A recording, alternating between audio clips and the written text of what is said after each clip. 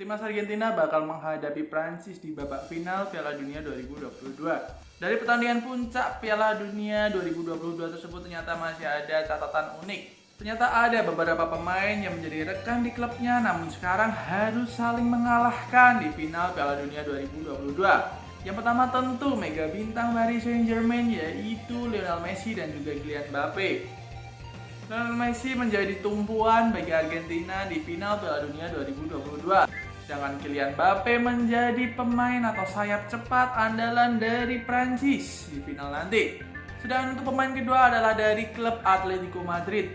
Dari Atletico Madrid yang membela Argentina di final nanti ada 3 pemain, yaitu Rodrigo De Paul, Nahuel Molina, dan juga Angel Correa. Sedangkan di kubu Prancis yang membela klub Atletico Madrid adalah gelandang serangnya yaitu Antoine Griezmann.